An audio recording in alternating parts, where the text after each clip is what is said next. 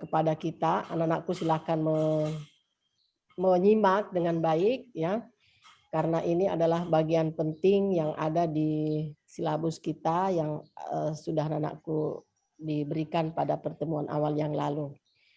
Semoga kegiatan kerjasama ini akan terus berlanjut. Ibu Is, kami baru mengajukan juga proposal untuk hibah pengembangan kurikulum dan implementasi MBKM. Mungkin agak Bagus. kalau di Padang kan udah ya Bu ya. Ya kalau kami baru mudah-mudahan lolos dan insya Allah saya masih terus berharap bantuan dari Ibu Is, sering mengganggu Ibu Is untuk meminta bantuan dan saran dalam rangka menjalin kerjasama dengan beberapa perguruan tinggi mungkin nanti Bu. Karena saat ini kami hanya beraninya dengan Padang, entah sangat dekat rasanya dengan Padang ya. Siap. Padahal ada Gorontalo Bu yang sama-sama kami pulau, tapi kok lebih nyamannya dengan Ibu Is dulu deh Ibu. Siap. Terima kasih. Insya Allah nanti akan berkembang. Kami rancang minimal 5 LPTK nanti insya Allah di semester depan. Dan mungkin nanti mohon bantuannya juga arahan dari Ibu Is. Kemarin sudah ada visiting lecture juga dengan Thailand ya Bu ya. Alhamdulillah. Kalau saya mungkin lebih ininya, kalau Ibu Is ada dengan Malaysia ya Bu ya? Kalau dengan Malaysia kemarin kita ada, tapi tertunda. Jadi karena COVID ini tertunda. Waktu itu kita belum mendesain yang online ini, Bu. Kita masih visiting tradisional, itu datang gitu desainnya. Jadi tertunda jadinya. Ya, mungkin nanti bisa dibantu, Bu. Saya lebih ininya ke Malaysia, biar bahasanya nggak terlalu ribet ya, nanti di sana jelaskan mahasiswa saya ya, termasuk dosen-dosennya mungkin tidak terlalu ngeh ya dengan yang disajikan. Jadi kalau Malaysia adalah mungkin sedikit-sedikit ininya ya, karena bahasa kita ya. Mungkin itu keterbatasan kami, tapi sangat kami harapkan dukungan dan bantuan dari Bu Is arahannya untuk melaksanakan juga berbagai kegiatan MBKM yang bisa meningkatkan kompetensi mahasiswa kami. Saya kira saya tidak berpanjang lebar supaya mata kuliah ini bisa segera materi ini bisa segera disampaikan oleh Ibu Ismaniar, dan dengan mengucapkan Bismillahirrahmanirrahim, saya buka kegiatan visiting lecture jurusan pendidikan luar sekolah kerjasama antara Universitas Negeri Padang dan Universitas Negeri Makassar. Bismillahirrahmanirrahim. Bismillahirrahmanirrahim. Terima kasih Ibu.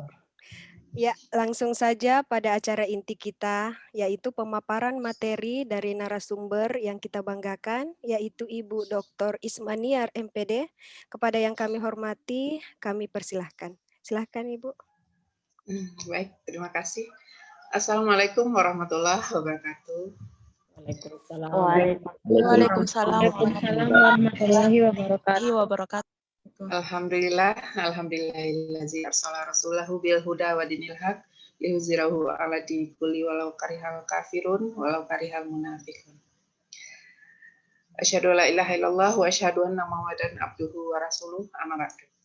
Yang kami sama-sama hormati adalah Ibu Dr. Kartini Mazuki sebagai Ketua Jurusan Pendidikan Luar Sekolah Universitas Negeri Makassar. Selanjutnya yang kami hormati seluruh dosen yang sudah bergabung pada kesempatan pagi hari ini, dan ananda mahasiswa yang sudah bergabung di pagi hari ini.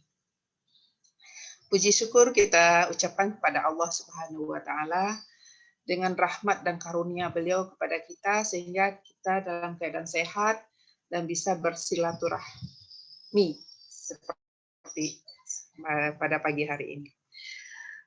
Ibu Kartini yang saya hormati dan ananda yang berbahagia, sepertinya ada anugerah tersendiri ya ketika kita bicara tentang COVID ya, kita bisa melihat dari berbagai dimensi.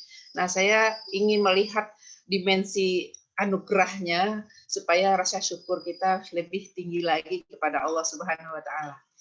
Dengan ada COVID ini ternyata kita semakin melek teknologi, sehingga jarak waktu itu tidak lagi membatasi kita. Dan alhamdulillah hari ini, pagi ini kita membuktikan bahwa dengan teknologi bantuan Allah menyebabkan kita bisa berinteraksi dengan walaupun antar jarak yang luar biasa jauhnya, antar pulau, malahan samudra yang sangat luas yang kita lewati, alhamdulillah ya.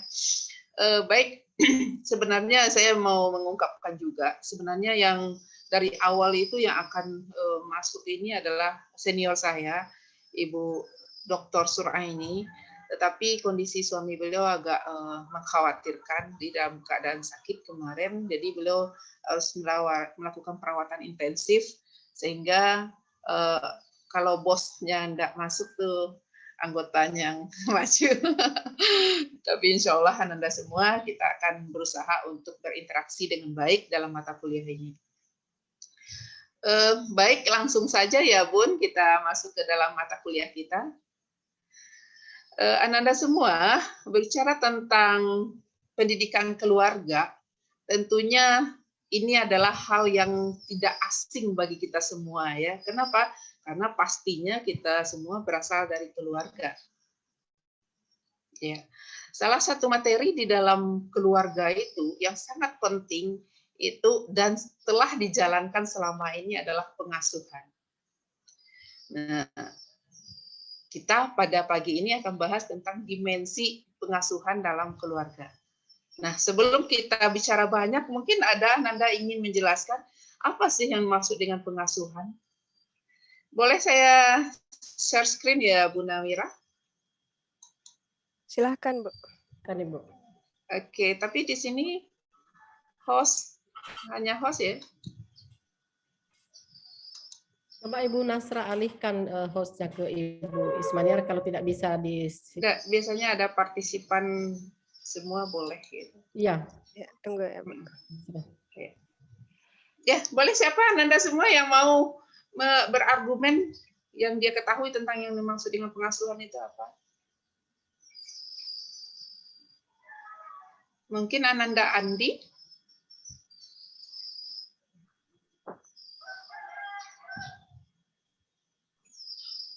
Atau siapa? Jadi aturan mainnya kita pada mata kuliah ini kita akan berinteraksi ya. Jadi Ibu tidak hanya aksi doang, tapi harus ada interaksi gitu. Supaya situasinya Ibu ingin mengenal lebih jauh tentang gimana sih. Katanya anak-anak ke Makassar tuh super gitu. Jadi kita hari ini akan melihat kesuperan anak-anak Makassar. Dan kebetulan Ibu, saya adik ipar saya orang Makassar ini. Oh iya Bu ya. Dari mana Ibu?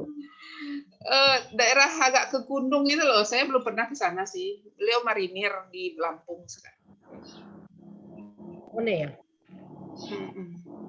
Apa nama daerahnya? Lupa saya. Oke, ada siapa yang ingin berbicara nih? Apa yang dia ketahui tentang pengasuhan? Ayo nak. Saya Bu. Saya Bu. Ya, Oke, silakan Eka. Baik. Assalamualaikum warahmatullahi wabarakatuh.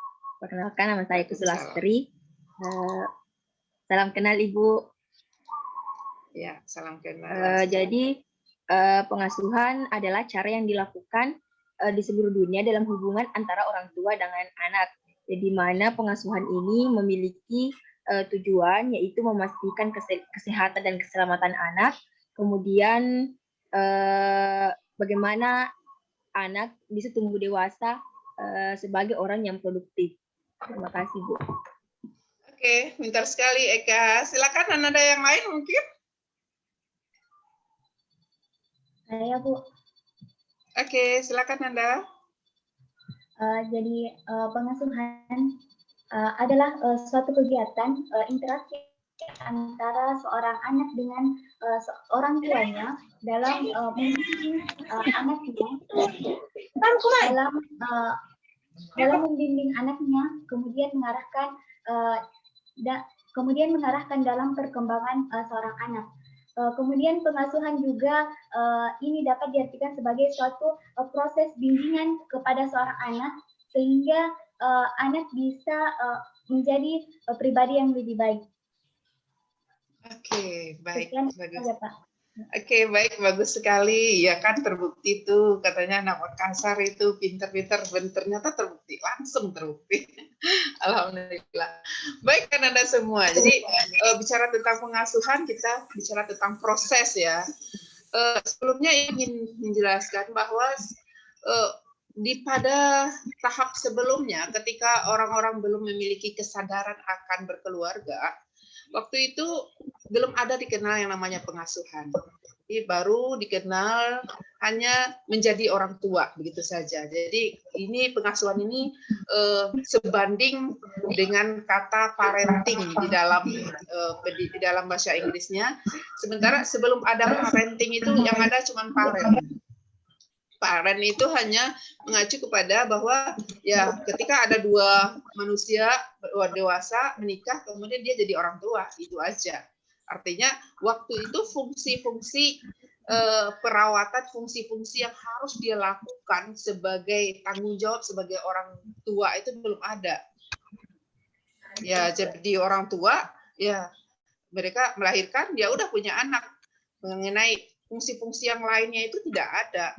Nah, setelah orang menyadari kemudian banyaknya impian-impian terhadap anak, terhadap masa depan, nah barulah istilah pengasuhan ini ada atau istilah parenting itu ada. Nah, Anda semua, ketika kita bicara tentang keluarga, pengasuhan ini menjadi suatu hal atau topik yang sangat perlu dipahami oleh setiap orang. Kenapa? Karena banyak keluarga yang menjadi sebuah keluarga, tetapi dia tidak menyadari bahwa ada sesuatu yang harus dilakukan ketika dia menjadi sebuah keluarga tersebut.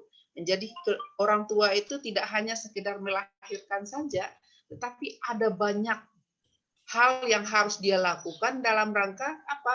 Dalam rangka menyiapkan dan tadi yang dikatakan oleh Ananda semua adalah menciptakan generasi yang sesuai dengan harapan tadi.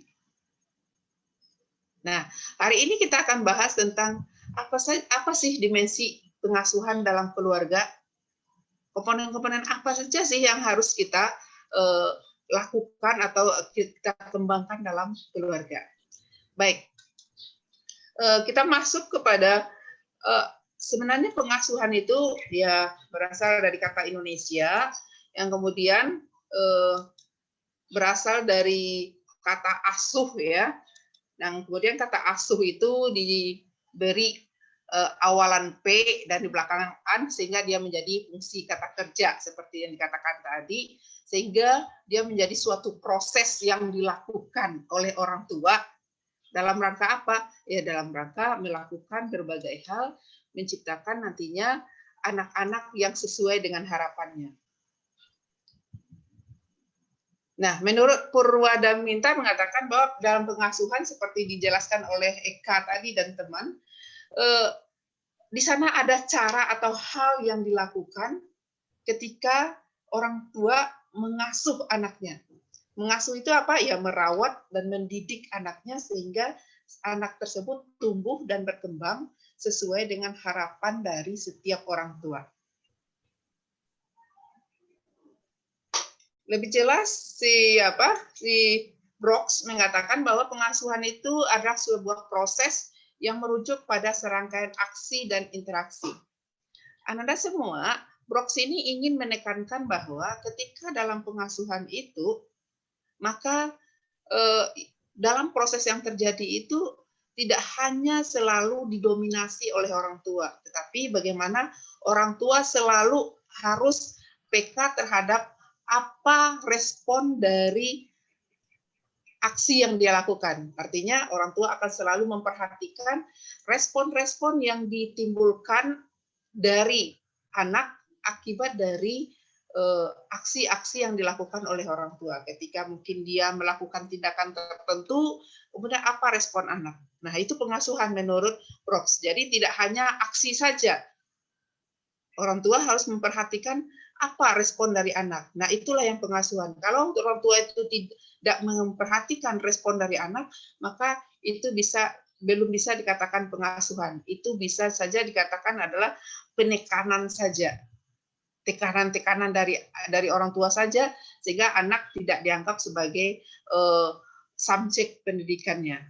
Anak dianggap sebagai objek saja, diibaratkan robot gitu ya. Ketika orang tua dalam pengasuhan itu tidak melihat apa respon dari anak, apa reaksi dari anak, dia hanya melakukan apapun yang dia maui. Nah, itu menurut Brox belum dalam konteks pengasuhan yang sebenarnya. Baik ya Anda semua, dari slide ini mungkin ada yang mau ditanyakan, silakan.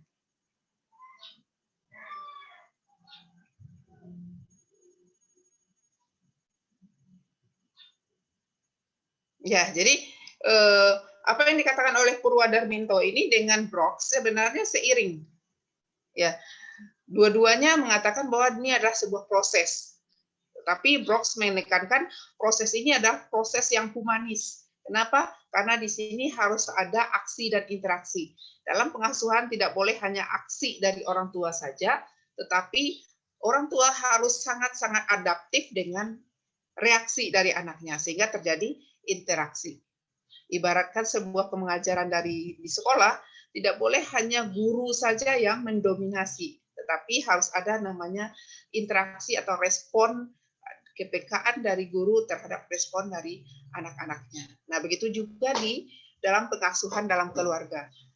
Orang tua harus senantiasa memperhatikan apa respon dari setiap anaknya ketika dia melakukan aksi-aksi tertentu, ketika dia menerapkan cara-cara tertentu dalam merawat atau mendidik anaknya. Oke, baik kan Anda semua? Ada yang mau merespon tentang slide ini? Saya Bu, saya Bu izin Bu. Oke, silakan Ananda. Ada Kak. Izin bertanya Bu, sebelumnya Ibu mengatakan bahwasanya orang tua atau guru harus memiliki kepekaan terhadap murid atau anaknya. Ya. Akan tetapi banyak yang terjadi bahwasanya ketika anak ingin melakukan aksi di luar sana, akan tetapi orang tua atau guru tidak peka akan terhadap hal itu. Maka dari itu kebanyakan anak tidak mengulangi.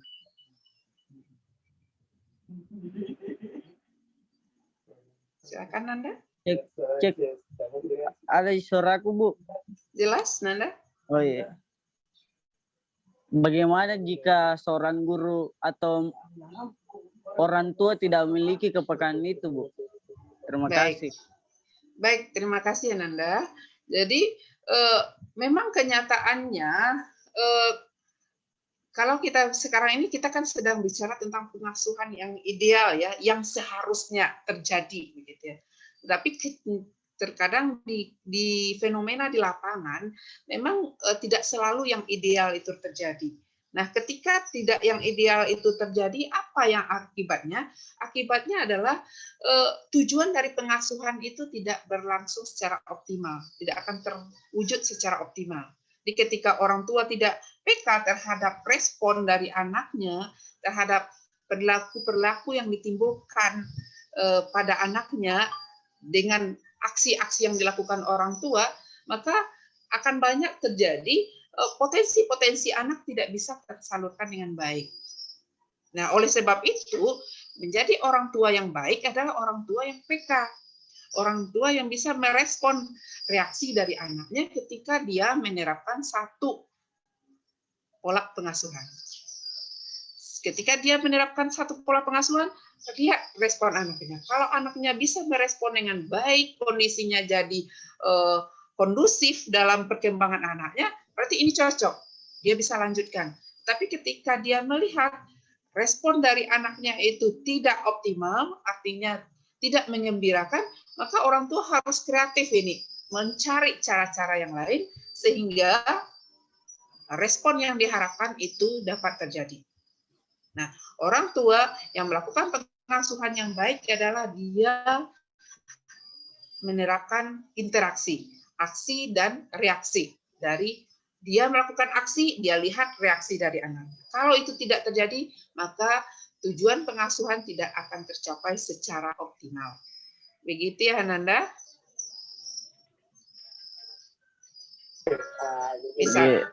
Iya, Bu. Ya, misalnya nih, ada anak-anak itu kan tipe karakternya beda-beda ya. Ada yang perasa sedikit-sedikit dia ngerasa dia perlu itu bicara itu cukup lembut saja sudah cukup baginya untuk memahami apa yang dimaksud oleh orang tuanya. Ada lagi anak, dia itu harus diulang-ulang, dicerewetin baru dia mengerjakan apa yang diharapkan oleh orang tuanya. Nah, orang tua harus tahu tuh masing-masing anaknya karakternya seperti apa, sehingga dia ketika menghadapi anaknya tersebut, nah akan bisa berbeda antara anak satu dengan anak yang lainnya. Kenapa? Karena tadi lihat reaksi dari setiap anak. Nah, pengasuhan harus seperti itu. Tidak bisa anak satu dengan anak yang lainnya itu disamaratakan saja. Kenapa? Karena karakter anak-anak itu unik, berbeda-beda antara satu sama lain. Orang tua, pendidik harus peka terhadap itu. Karena cara yang ampuh untuk si A belum tentu ampuh untuk si B. Nah, makanya kalau dalam kegiatan di kelas, kalau mengajar di kelas, itu gurunya harus kreatif memvariasikan metode. Nah, di rumah sebenarnya juga seperti itu. Orang tua harus paham tentang reaksi yang ditimbulkan pada masing-masing anaknya terhadap apa yang dia lakukan. Oke? Baik. Kalau sudah tidak ada pertanyaan tentang slide ini, kita lanjut. Atau ada, kita tunggu. Kita lanjut ya. Baik.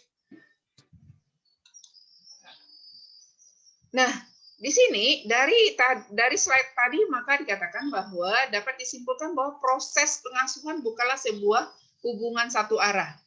Bukanlah bagaimana orang tua mendikte-dikte anaknya atau memberikan instruksi-instruksi yang selalu harus dilakukan oleh anaknya.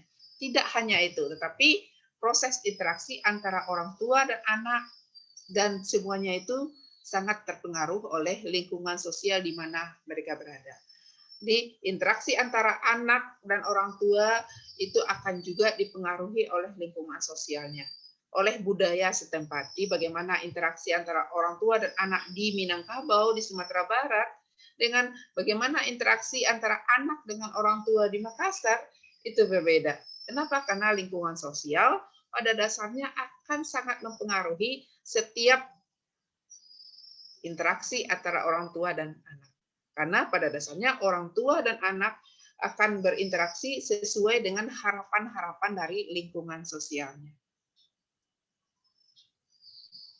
Baik, kita lanjutkan.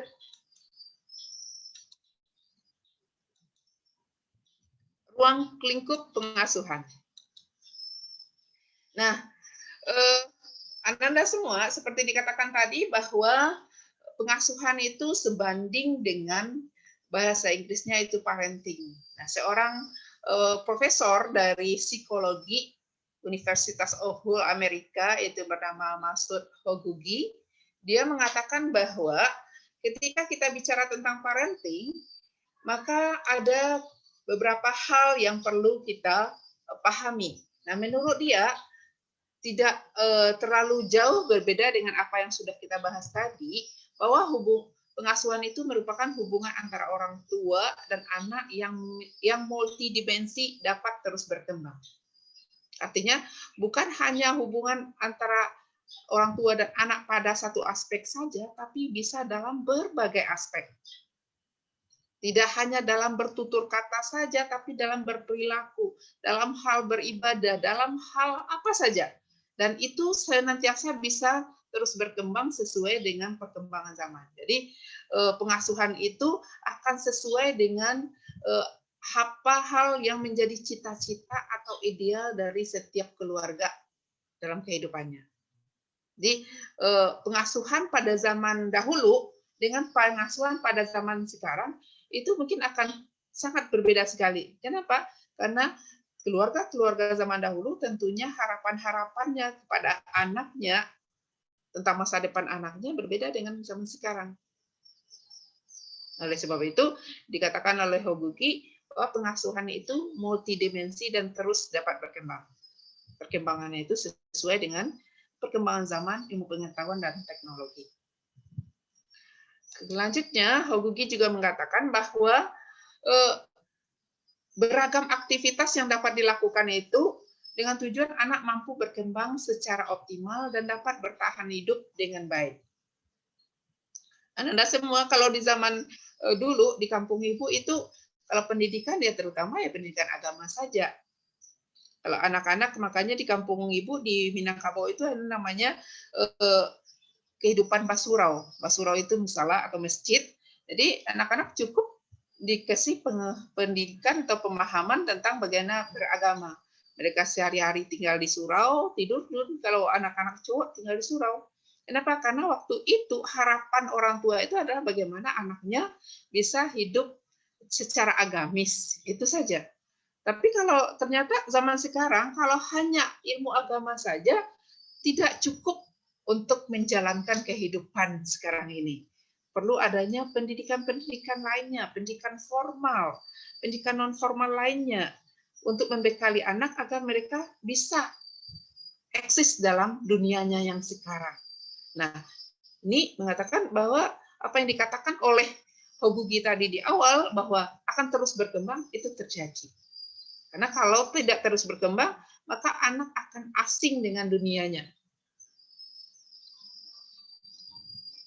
Oke, selanjutnya dia mengatakan bahwa pengasuhan itu meliputi baik pengasuhan fisik, pengasuhan emosi, dan pengasuhan sosial. Jadi ruang lingkup dari pengasuhan itu pada dasarnya meliputi baik pengasuhan fisik, emosi atau mental, dan pengasuhan sosial. Baik, Anda semua, silakan kalau ada yang mau ditanyakan tentang slide ini.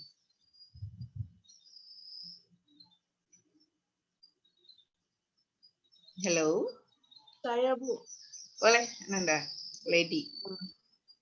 Perkenalkan, saya Lady Damayarti. Salam kenal, Bu. Kenal. Bagaimana, Bu, itu yang tentang pengasuhan yang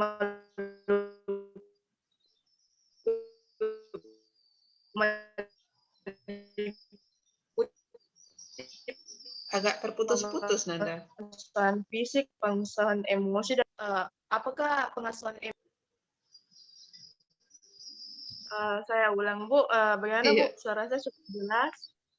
Sekarang agak jelas. Tadi agak terputus-putus. Boleh, silakan. Yang ingin saya tanyakan, Bu, tentang yang poin ketiga, yaitu pengasuhan meliputi pengasuhan fisik, pengasuhan emosi, dan pengasuhan sosial. Nah, di sini, Bu, apakah pengasuhan emosi saling berhubungan dengan pengasuhan sosial, Bu? Itu yang saya ingin tanyakan. Oke, baik Ananda. Jadi pengasuhan itu meliputi pengasuhan fisik, emosi atau mental, dan pengasuhan sosial.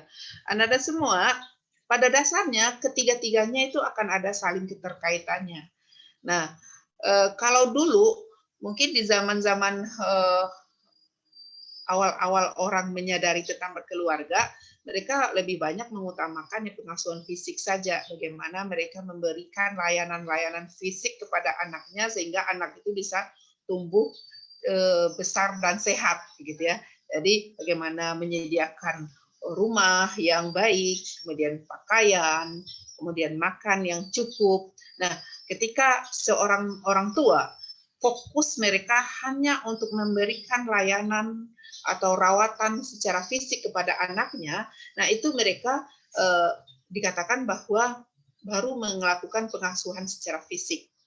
Jadi memberi asupan makanannya yang cukup, gizinya, kemudian bagaimana anak-anaknya bisa hidup bersih, bagaimana anak-anaknya mencintai dirinya sehingga merawat dirinya dengan baik. Nah, itu baru dalam pengasuhan fisik. Nah, ketika orang tua mengajarkan itu.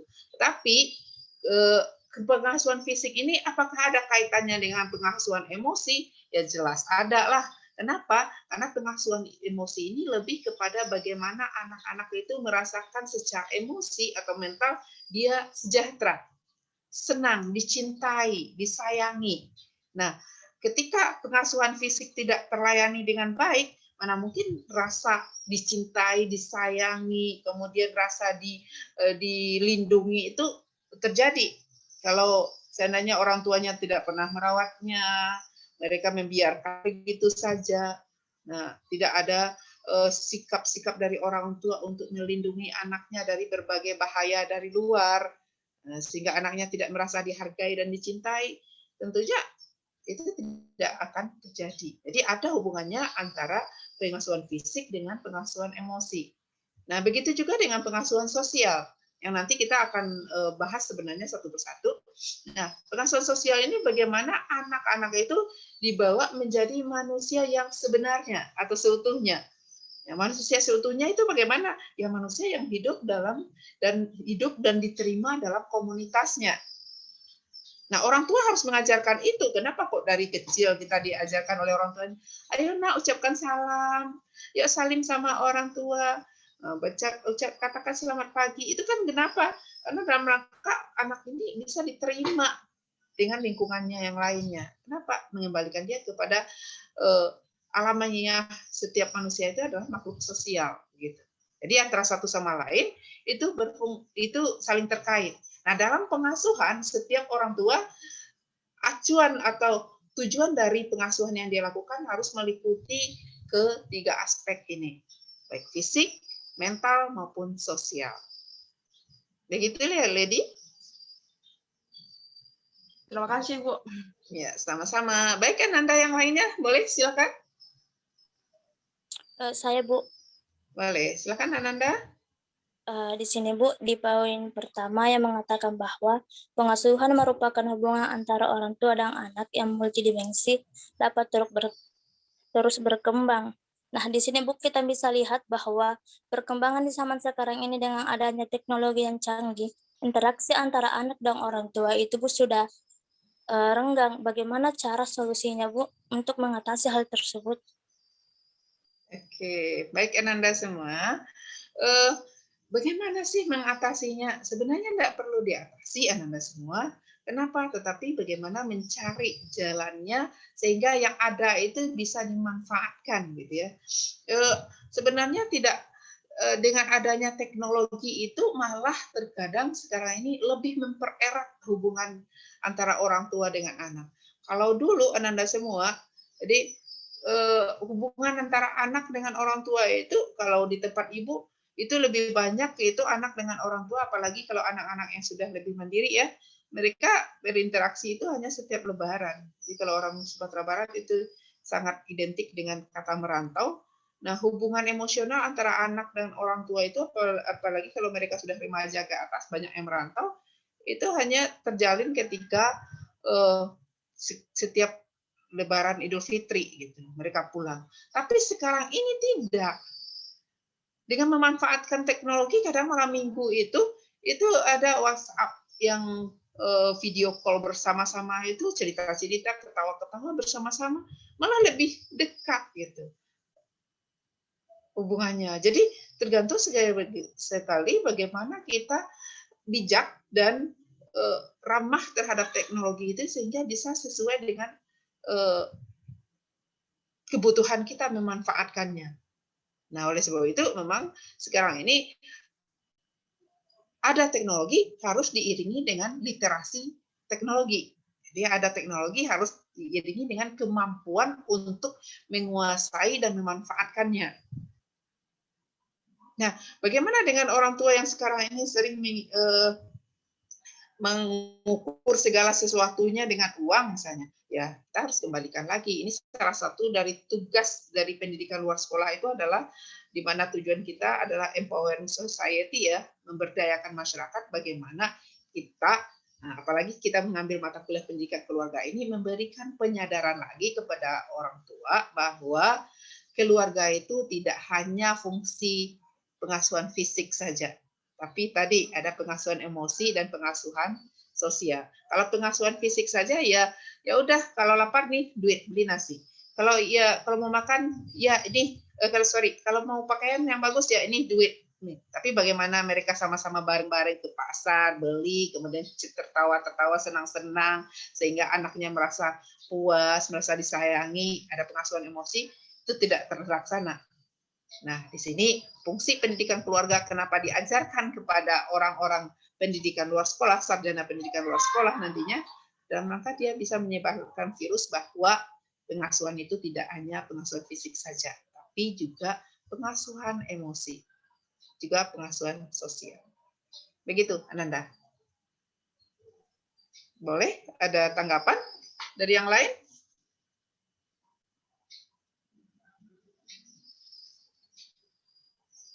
Saya, Bu, Oke, silakan Lady. yang Ibu tadi jelaskan kan untuk yang anak-anak orang tua yang sudah merantau atau yang sudah cukup dewasa, Bu.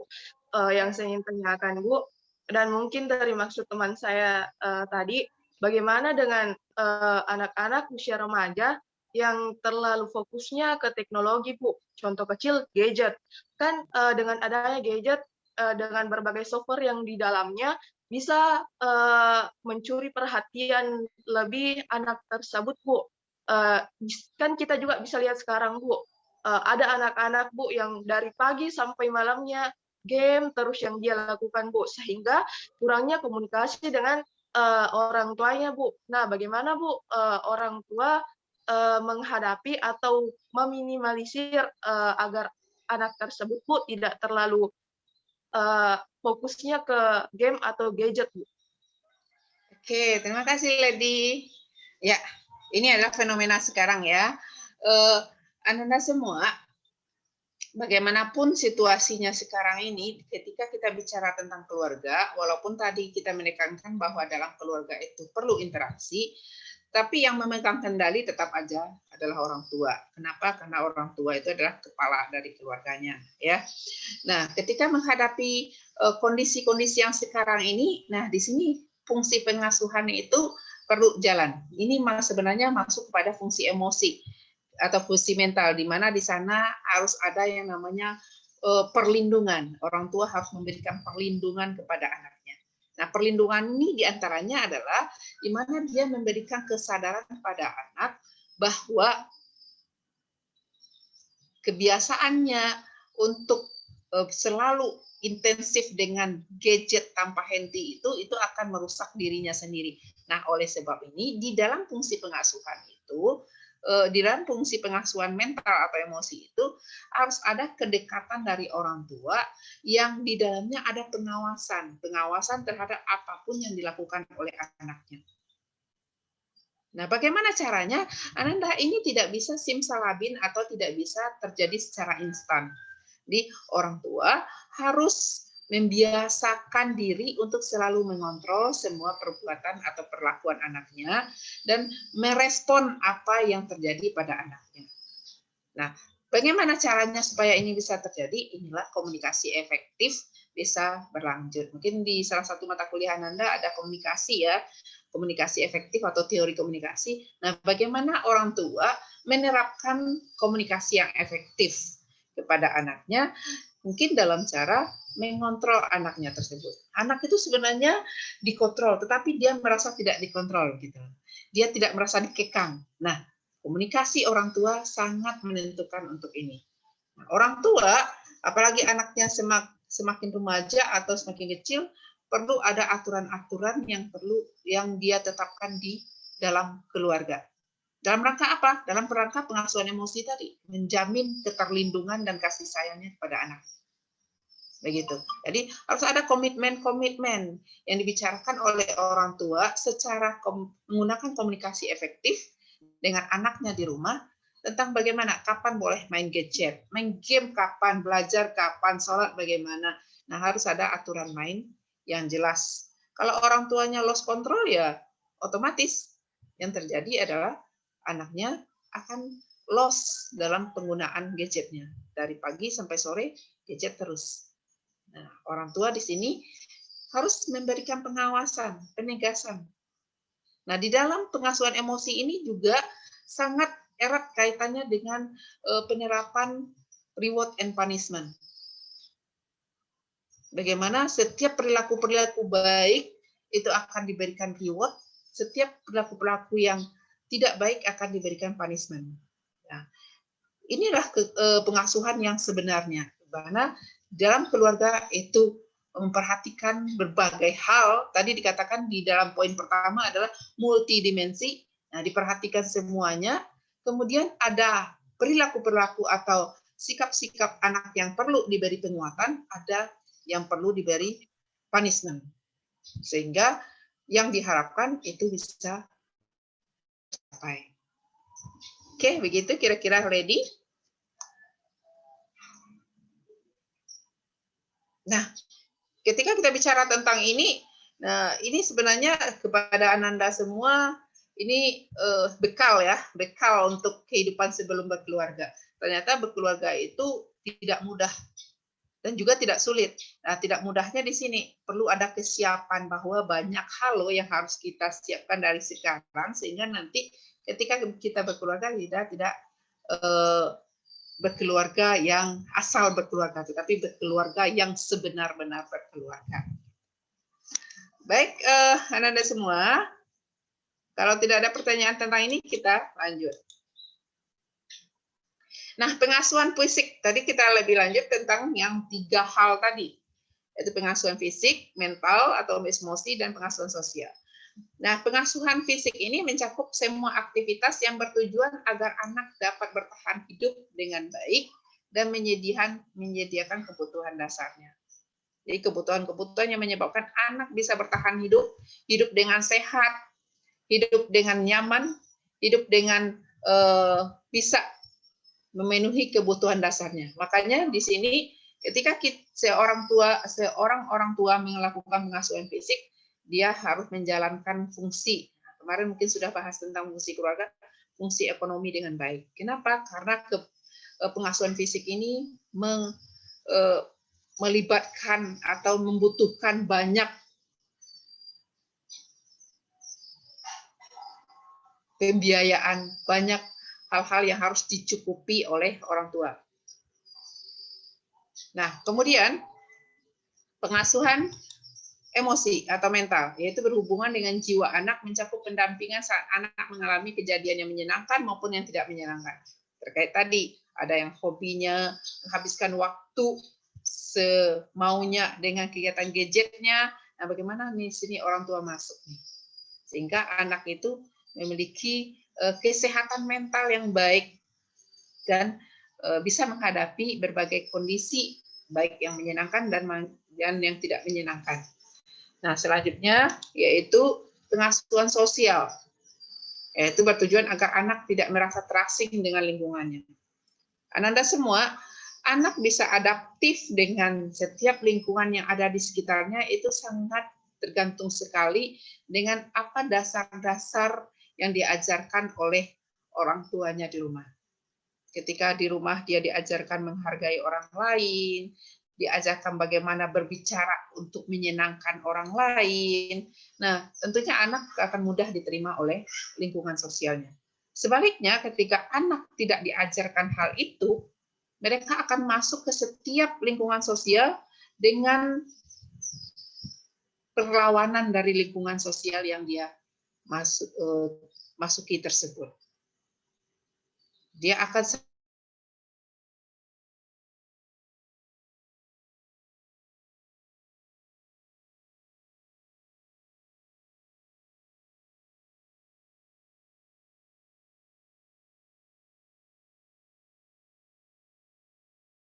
Ananda semua. Halo? Bu, saya Bu. Oke, silakan Ananda. Andika.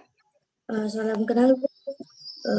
Yang ingin saya tanyakan, bagaimana contoh pengasuhan fisik terhadap anak-anak Bu? Baik, Ananda. Pengasuhan fisik tadi seperti dikatakan adalah bagaimana orang tua menyediakan segala hal yang dibutuhkan oleh anak secara physically. Bagaimana mereka bisa hidup sehat. Misalnya orang tua memperhatikan makanan atau asupan yang harus diterima oleh anaknya. Nah, sebagai orang tua, tentunya ketika kita berikrar ingin berkeluarga, ada satu tanggung jawab yang langsung melekat, di mana kita harus melengkapi atau memenuhi kebutuhan dari anggota keluarganya. Sandang, pangan, papan. Nah, itu yang pertama. Ketika orang tua ingin melakukan pengasuhan fisik pada keluarganya, maka orang tua harus berkomitmen, berusaha semampunya untuk bisa memenuhi kebutuhan fisik anaknya. Menyediakan sandangnya, menyediakan pangannya, menyediakan tempat tinggalnya. Nah, dengan demikian, kalau dengan ketercukupan kebutuhannya itu, maka anak bisa hidup sehat. Tapi bagaimana ceritanya kalau anak misalnya makannya saja sekali sehari itu susah banget misalnya. Orang tuanya karena tidak sadar dan tidak melakukan pengasuhan fisik, dia tidak sadar akan tanggung jawabnya tersebut, dia malah banyak duduk-duduk di warung kopi. Sementara anaknya ada bertiga, berempat yang makan hari ini saja masih susah misalnya. Nah, ini anak dalam kehidupan sehari-hari tidak selalu dia mendapatkan pengalaman yang baik-baik saja atau pengalaman yang menyenangkan saja. Terkadang di berbagai lingkungan ketika anak-anak sudah mulai berinteraksi dengan lingkungan sosial yang lainnya, dia dapatkan perlakuan-perlakuan yang tidak baik misalnya. Nah, orang tua itu harus menerapkan pengasuhan mental, di mana orang tua harus menyediakan waktu dan kesempatan kepada anaknya untuk mengungkapkan kejadian-kejadian yang pernah dia lakukan. Orang tua harus menyediakan waktu untuk itu, sehingga anaknya itu punya tempat untuk mencurahkan apa yang dia rasakan. Nah, bicara tentang ini, sekarang ini memang karena tuntutan zaman yang semakin besar, kemudian tuntutan ekonomi yang sudah semakin tinggi juga, ada sebagian orang tua yang tidak punya waktu untuk itu. Sehingga anaknya ketika dia ngalamin masalah, dia pendam sendiri, kemudian dia ke orang lain untuk mengadu atau bercurhat. Ya kalau orang lain itu orang baik, tapi kalau yang tempat curhatnya itu orang jahat, ya di sanalah anak-anak tergelincir ke jalan-jalan yang tidak benar.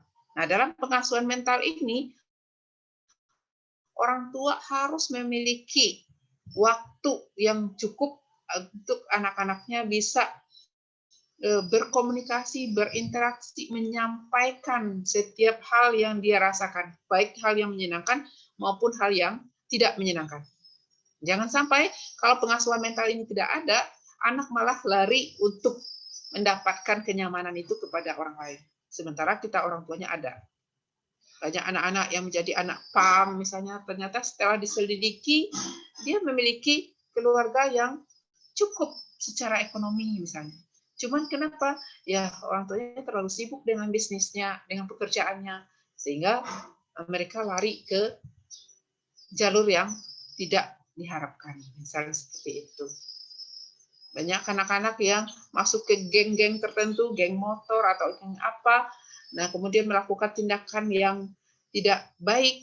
Itu kenapa? Karena mungkin keluarga tidak menerapkan pengasuhan mental yang baik.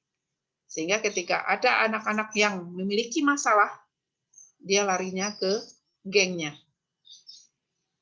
Oleh sebab itu pengasuhan mental ini sangat perlu diperhatikan oleh setiap keluarga. Baik, Anda semua silakan kalau merespon, kalau ada yang mau ditanyakan.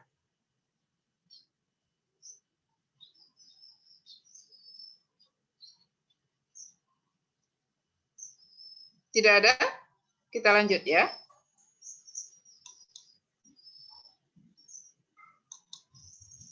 Nah, 3 komponen kunci pengasuhan. Yang pertama, upaya memenuhi kebutuhan anak untuk kesejahteraan fisik, sosial, dan emosional. Melindungi anak dari berbagai potensi kecelakaan, kondisi bahaya, dan pelecehan. Tadi, bagaimana orang tua itu memenuhi kebutuhan 3 aspek tadi, aspek fisik, mental, dan emosional anak. Orang tua tidak bisa memilih hanya mengutamakan kesejahteraan fisik saja. Misalnya, karena orang tua terlalu sibuk, apalagi sih? Kan sudah dikasih duit. Nah, sering itu kalau kita lihat di sinetron-sinetron, apalagi sih yang kalian minta? Itu. Bapak sudah belikan ini, sudah belikan ini. Sama anak, sebenarnya yang dibutuhkan tidak hanya apa yang dibelikan saja, tapi bagaimana mereka merasa didengarkan, merasa disayangi, nah, merasa diperhatikan. Jadi dalam pengasuhan kebutuhan anak tidak hanya fisik, tapi kebutuhan mental dan sosialnya juga harus diperhatikan. Ini komponen yang pertama. Komponen yang kedua adalah bagaimana memberikan aturan dan memastikan bahwa aturan terkontrol serta mampu ditegakkan. Ini tadi yang dipertanyakan oleh Lady tadi, bahwa dalam pengasuhan tidak hanya memberikan layanan, tetapi juga menerapkan aturan main. Aturan main inilah yang disepakati dalam rangka apa? Dalam rangka layanan yang dibutuhkan oleh anak bisa diberikan secara optimal. Selanjutnya, yang ketiga adalah bagaimana orang tua mendukung anak agar mampu mengembangkan potensi dalam dirinya. Setiap anak punya potensi, setiap anak itu unik satu sama lain, mungkin tidak sama potensinya, maka di sini orang tua harus bisa melihat potensi-potensi setiap anak. Nah, karena anak itu unik, tidak perlu anak dibandingkan dengan anak yang lainnya. Tidak perlu ada kata-kata, ah kakakmu bisa, masa kamu nggak bisa? Kenapa? Karena dia bukan kakak. Potensinya bisa berbeda. Ah, adik kamu saja lincah, kamu kok tidak? Ya karena dia bukan adik, sehingga potensinya berbeda, tidak yang seperti pada adiknya. Nah, ini adalah tiga komponen atau tiga bahagian kunci dalam pengasuhan. Bagaimana dipenuhi kebutuhan utama anak, yaitu kebutuhan fisik, sosial, dan emosi. Kemudian bagaimana dalam pemenuhan kebutuhan itu selalu ada aturan main yang harus ditegakkan, bahwa anak itu juga harus tahu dari awal bahwa tidak semua kebutuhannya itu bisa dipenuhi begitu saja tanpa dia memperhatikan aturan-aturan lain yang ada. Kemudian bagaimana setiap anak itu didukung potensi-potensinya sehingga berkembang secara optimal. Oke, anak-anak semua silakan merespon ini kunci dari pengasuhan tersebut. Baik, Bu. Saya, Bu. Oke, silakan Anda. Iya. Sebelumnya mohon maaf karena kamera tidak aktif, Bu. Iya. Iya. Baik, yang saya ingin tanggapi, Bu, mengenai poin ketiga, mendukung anak mampu mengembangkan potensi dalam dirinya. Seperti yang Ibu katakan tadi, orang tua harusnya mendukung potensi yang dimiliki seorang anak. Akan tetapi banyak di luar sana yang terjadi, orang tua yang seharusnya menjadi garda terdepan pendukung seorang anak, akan tetapi seorang anak-anak itu merasa orang tuanya malah menjatuhkannya, Bu. Karena kenapa? Adanya ketidakcocokan antara keinginan orang tua dan anak, Bu. Maka hubungan antara orang tua dan anak itu mungkin bisa jadi menjadi renggang, komunikasi akan canggung, dan sebagainya, Bu. Oke. Maaf, Ananda, namanya siapa? Tidak terlihat di layar Ibu. Agung Darmawan, Bu. Agung Darmawan. Oke, Agung. Baik, Ananda semua. Memang banyak terjadi sekarang ini, seolah-olah orang tua itu tidak mendukung apa yang diinginkan oleh anaknya. Anaknya punya potensi, tetapi orang tuanya kok tidak berikan respon yang positif, gitu ya. Ananda, bahwa dalam setiap keluarga itu kunci utamanya terjadi interaksi adalah komunikasi ya.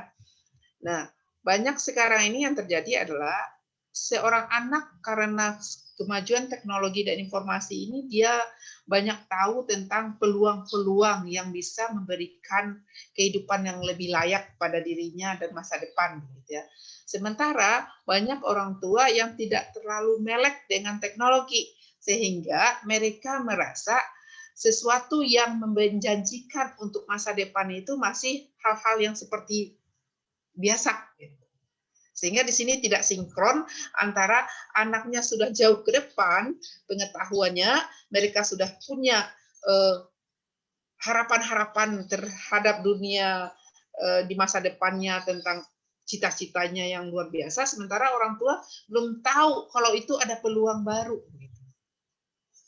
Nah, di sini ketika seorang anak tidak mendapat respon yang positif dari orang tua terhadap bakat dan minatnya, di sini memang perlu ada komunikasi.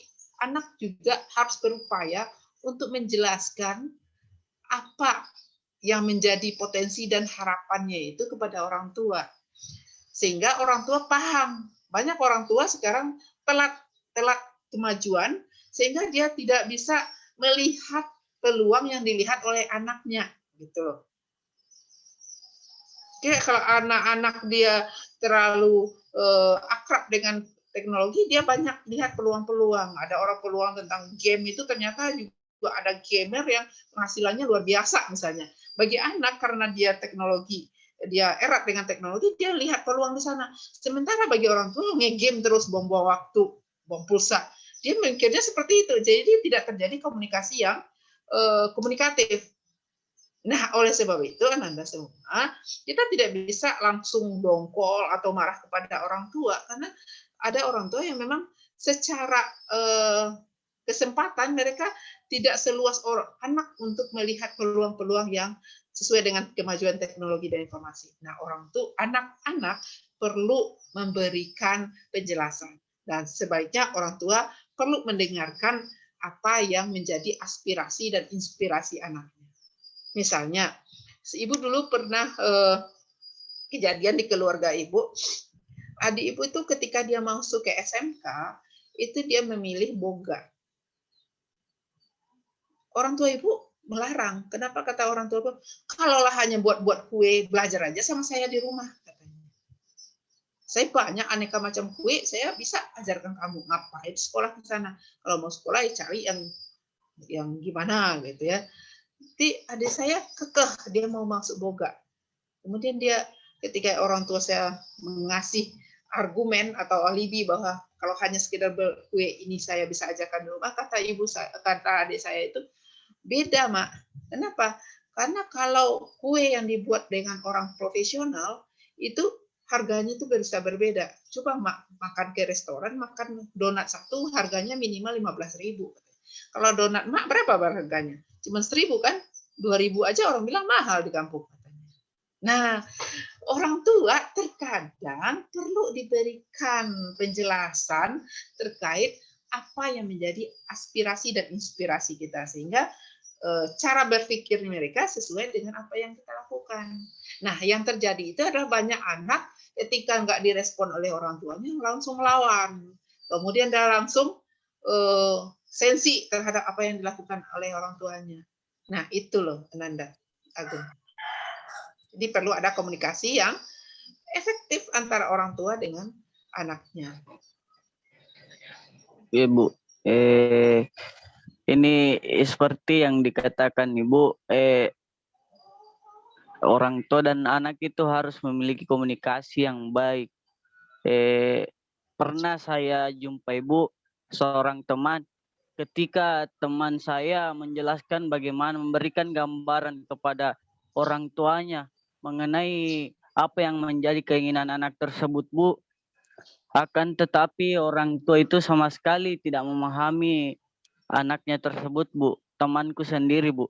Jadi saya tidak paham, Bu, mengenai apakah orang tua itu memang terlalu sayang atau bagaimana, Bu? Atau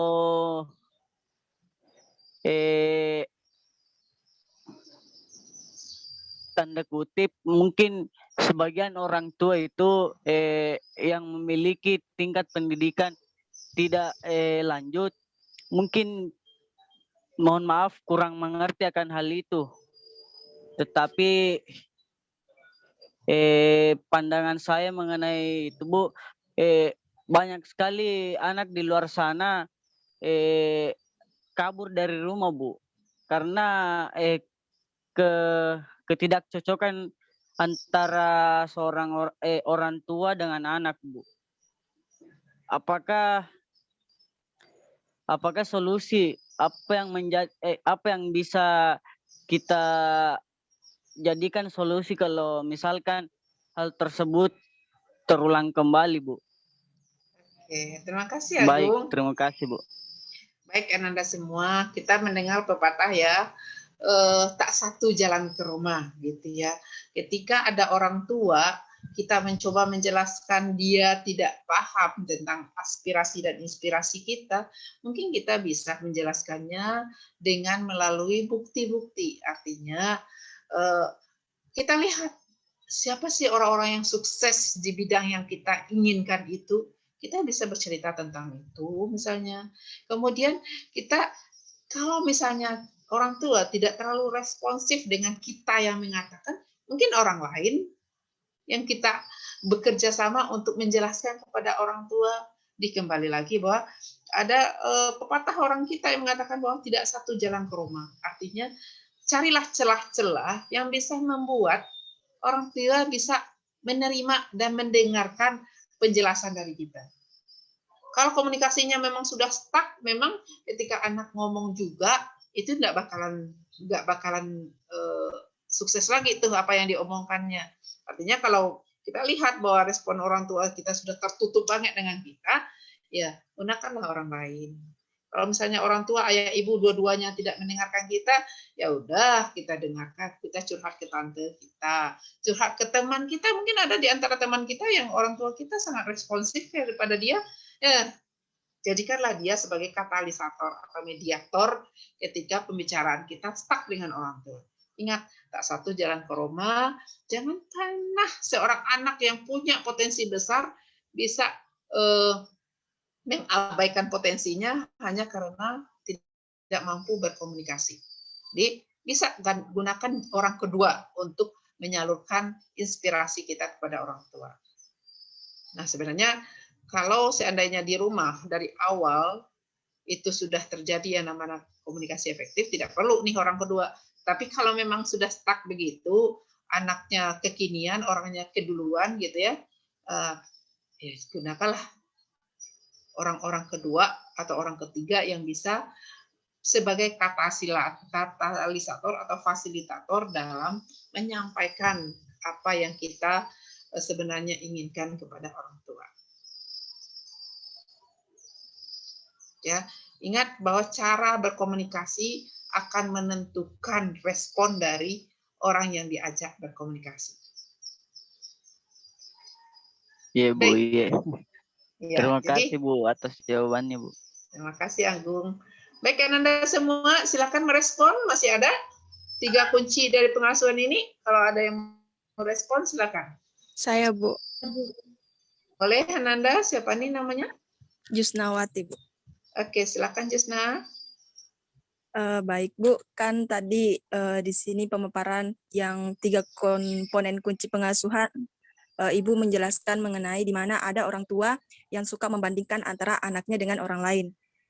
Nah, di sini Bu, kan ada orang tua yang membandingkan anaknya dengan orang lain bukan karena tujuannya ingin menjatuhkan atau menjatuhkan anaknya, tapi dia ingin memotivasi anaknya agar dia bisa bangkit seperti anak yang dia bandingkan tadi, Bu.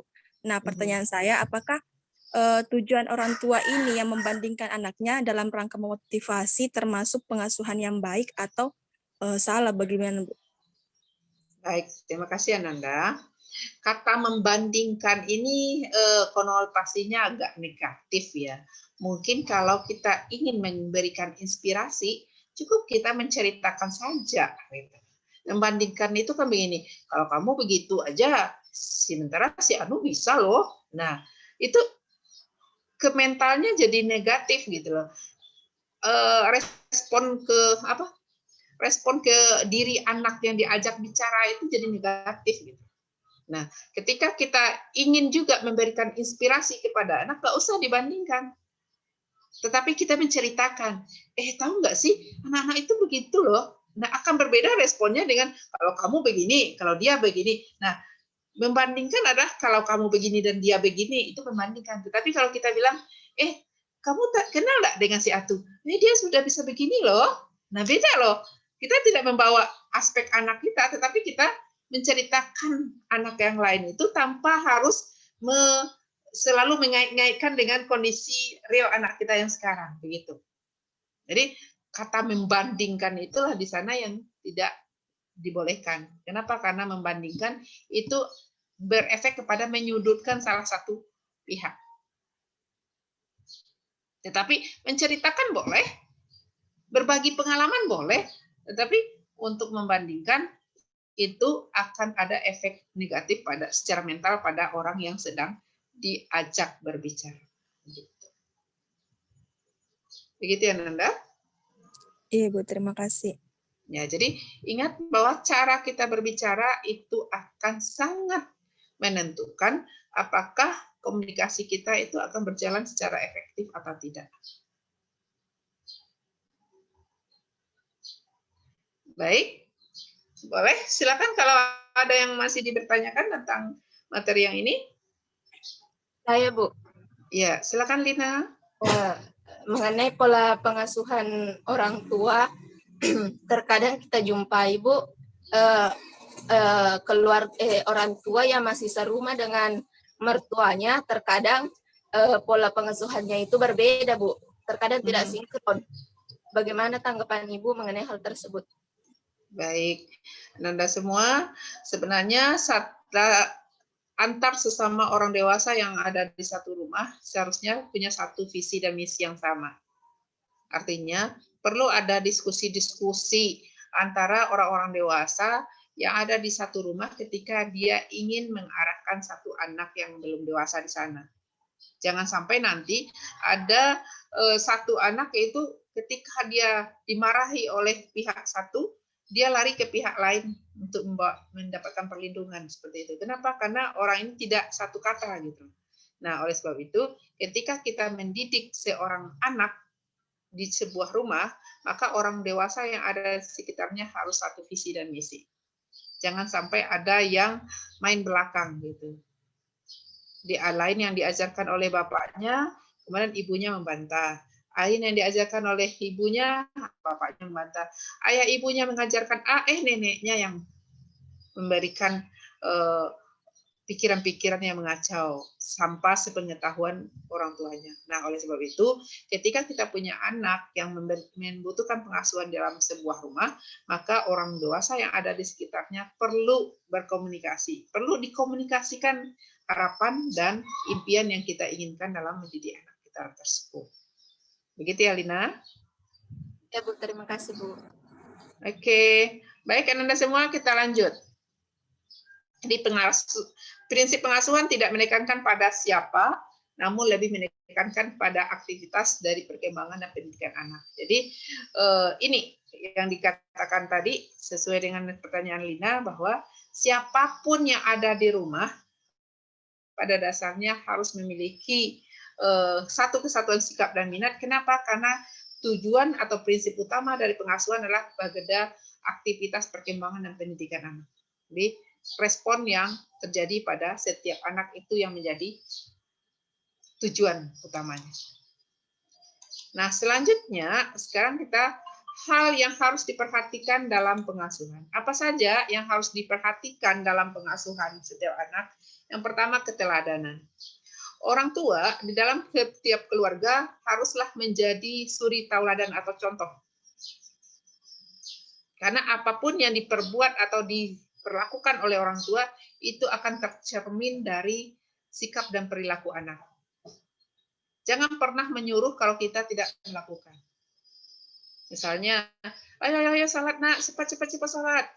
Mama kenapa? Mama tanggung nih sinetron sedikit lagi, Ikatan Cinta misalnya ya. Nggak bisa. Kenapa? Karena kita harus menjadi teladan. Kita yang berdiri di depan, kemudian semakin kecil anaknya, kita semakin berdiri di depan, anak ngikut. Jadi jangan sampai kita hanya dorong-dorong saja, kita tidak melakukan. Banyak sekarang anak-anaknya kecil-kecil dikasih jilbab, orang tuanya pakai you can see. Banyak kan? Nah, itu bukan keteladanan. Jadi keteladanan itu orang tua itu mengajak, bukan menyuruh. Ya, itu yang pertama. Yang kedua, disiplin dan konsisten.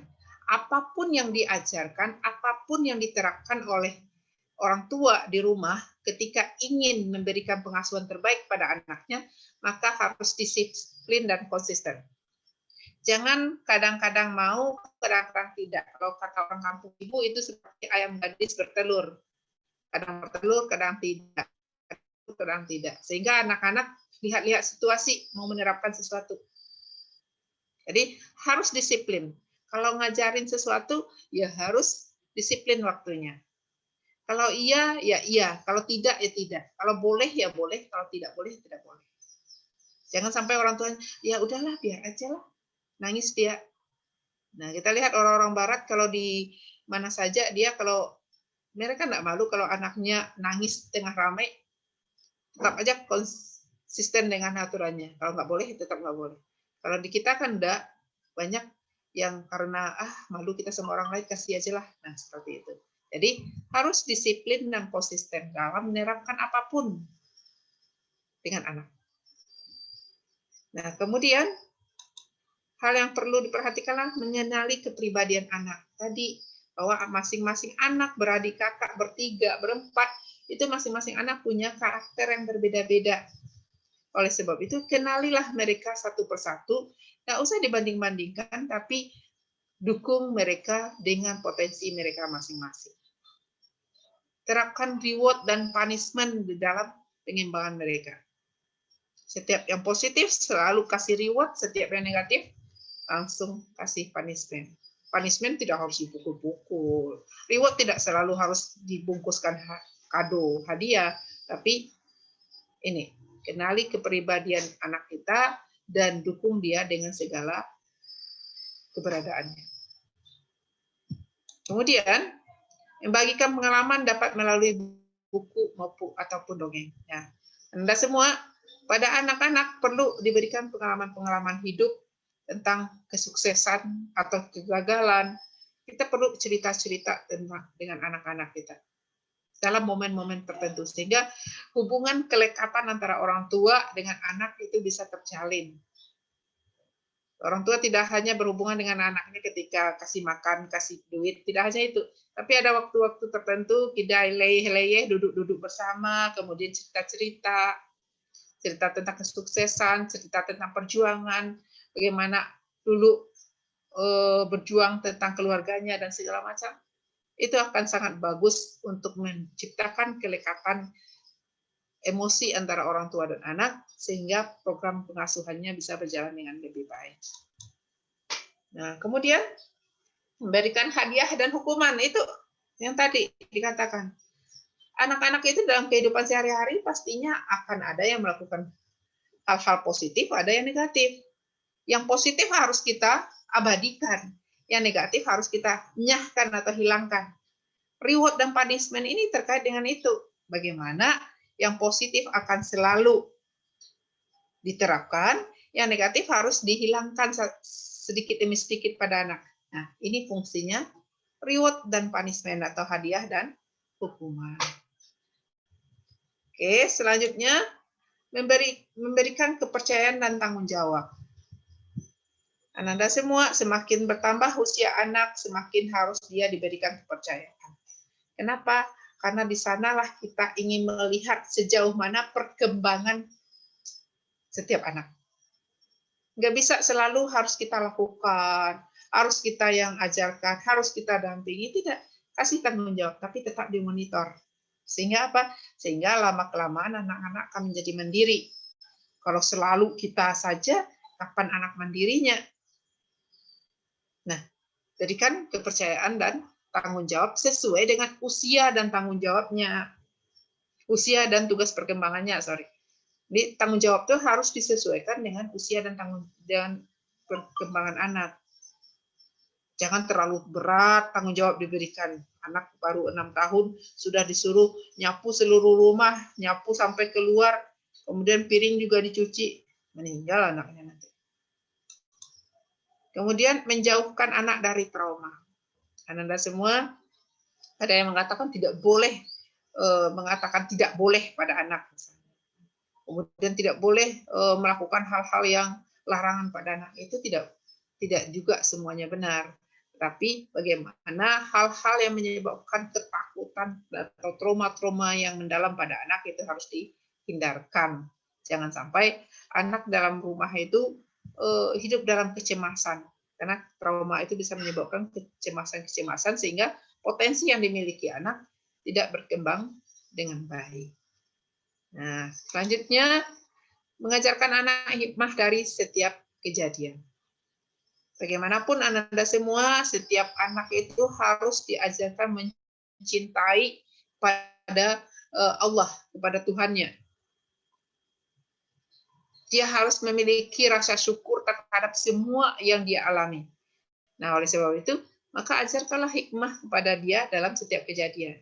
Baik kejadian baik maupun kejadian yang mungkin tidak mengenakan, nah kita mencoba mencari hikmah dari kejadian itu. Nah, ini akan bisa membuat anak-anak kita bisa lebih bersyukur terhadap apa yang dia alami. Nah, kemudian Anda semua, ya itu, silakan kalau ada pertanyaan terkait slide yang terakhir ini. Adalah hal-hal yang perlu diperhatikan dalam pengasuhan dalam keluarga. Silakan. Saya, Bu. Boleh, Ananda. Ainun. Iya. Apakah keluarga yang sejahtera? Apakah keluarga yang sejahtera, baik itu terpenuhinya kebutuhan dasar, kebutuhan sosial, kemudian kebutuhan psikologis dan sebagainya, akan mempengaruhi pola pengasuhannya terhadap anak dalam masa perkembangannya. Dan bagaimana pengaruhnya, Bu?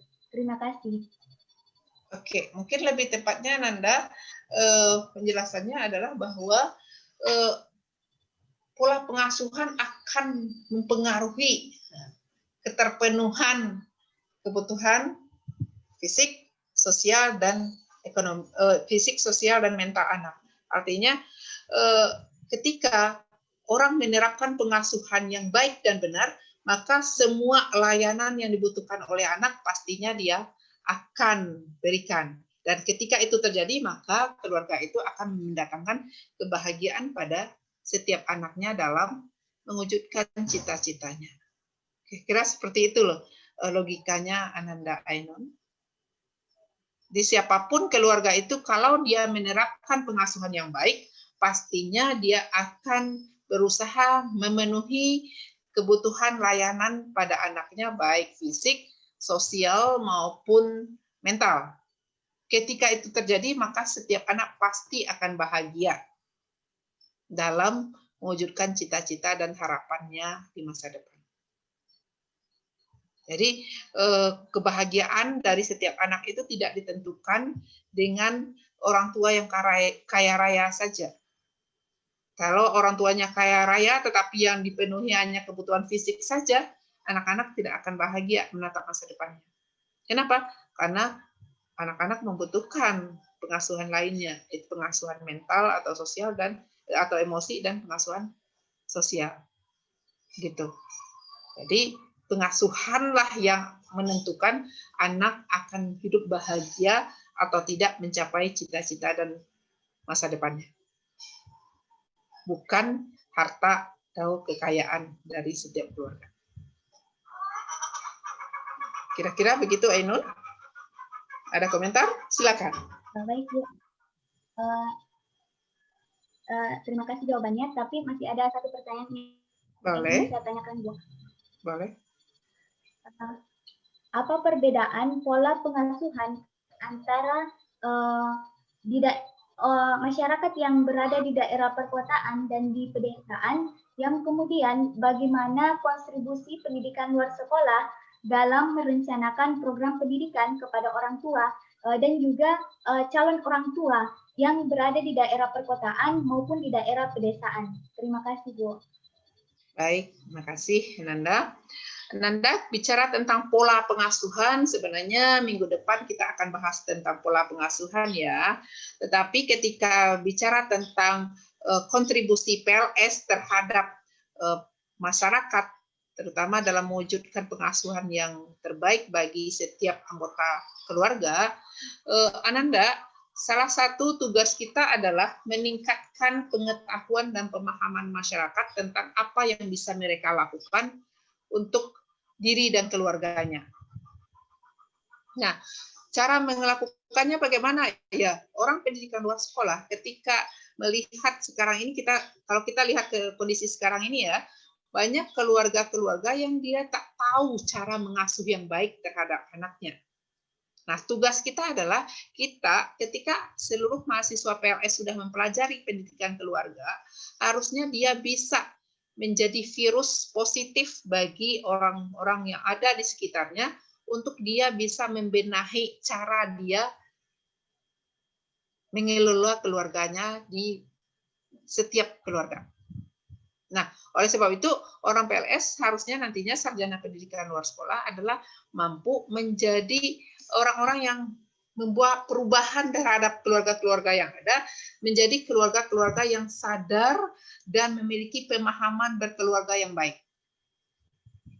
Bagaimana caranya kita memberikan kesadaran itu? Ya bisa melalui tugas-tugas kita nanti di dalam pekerjaan-pekerjaan tertentu atau melalui buku-buku yang kita ciptakan dalam rangka meningkatkan pemahaman orang tua dalam melaksanakan tugas dan fungsi keluarga dengan baik. Buku-buku cetak bisa juga melalui pemanfaatan teknologi sekarang ini. Teknologi bisa melalui konten-konten bagaimana kita nanti berbagi bahwa ini loh yang akan dilakukan ketika berkeluarga. Sehingga setiap orang tua, setiap keluarga memiliki pemahaman dan pengetahuan yang cukup untuk menciptakan keluarga-keluarga yang bisa menghasilkan generasi yang berkualitas menyongsong masa depan. Gitu. Jadi kalau tentang pola-pola pengasuhan, minggu depan itu akan ada kajian tentang itu, tetapi bagaimana kontribusinya, banyak hal bisa kita lakukan sebagai sarjana pendidikan luar sekolah untuk bisa meningkatkan peran keluarga di masyarakat.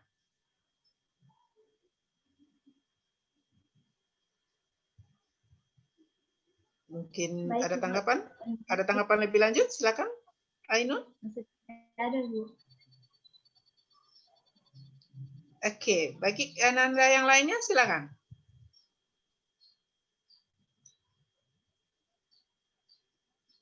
Jadi sebagai tambahan pada, oke, silakan. Baik, terima kasih atas kesempatannya kembali.